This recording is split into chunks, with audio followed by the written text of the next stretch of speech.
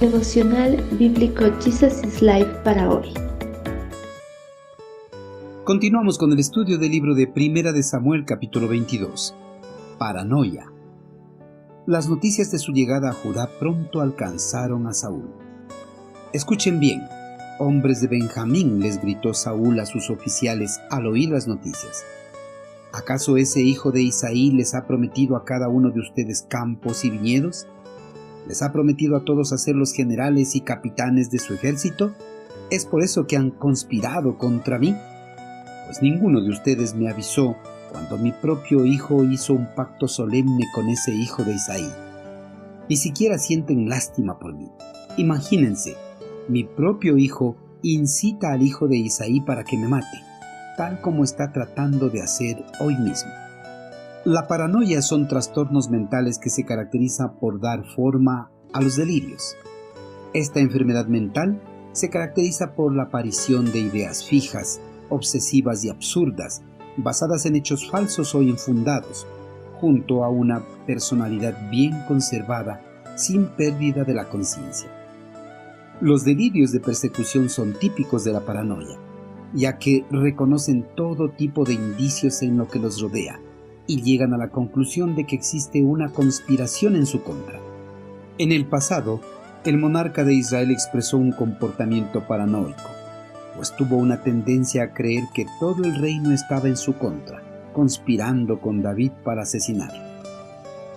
Bajo la dirección del eterno Creador, David y su pequeño ejército de 400 hombres se dirigieron a la región de Judá. Esta noticia pronto llegó a oídos del monarca de Israel, y al saber que junto a David se encontraban 400 hombres que lo apoyaban, la locura de los celos se apoderó de él. Empezó acusando a sus más cercanos colaboradores y a su propia escolta de simpatizar con el enemigo.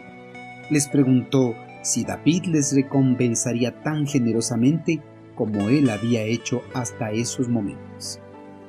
Saúl sufría de paranoia, veía complot en su contra cuando no había. Sospechaba que su propio ejército estaba conspirando en su contra bajo el mandato de David. El monarca les culpó de haber guardado información en cuanto al pacto solemne que su hijo Jonatán había hecho con David. Saúl también acusó a sus siervos de complicidad con Jonatán en la fuga de David, apelando a su interés personal y a las posiciones que ocupaban en su servicio como la base para que apoyaran su régimen. La paranoia también llevó al monarca de Israel a victimizarse ante su servidumbre. Les culpó de no haberse condolido de él, pues Saúl se imaginaba que sus sirvientes, al igual que su ejército, estaban al tanto de los planes maléficos de su hijo en su contra. Saúl se imaginaba que Jonatán era quien estaba incitando a David para que lo asesinara.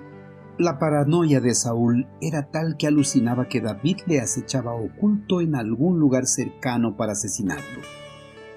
Queridos hermanos, los celos de Saúl lo llevaron a una paranoia incontrolable, pues el monarca de Israel, donde quiera que miraba, veía una conspiración en su contra.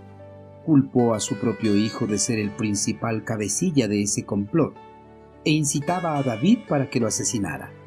La causa de la paranoia de Saúl fue debido a su desobediencia a las órdenes explícitas del eterno Creador.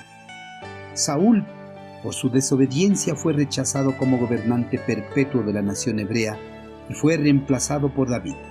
Por eso, Saúl, cuando veía a David, veía la amenaza a su reinado. Hermanos, al igual que Saúl, hay personas que ven conspiración donde no existe, pues sus mentes están bloqueadas para ver la realidad. Si usted conoce a una persona paranoica, no se asuste ni se aparte de ella. Trate de averiguar si esa paranoia es la consecuencia de un pecado no confesado a Dios. Si es así, trate de ayudarle para que confiese ese pecado y tenga la libertad en Cristo Jesús. Amén.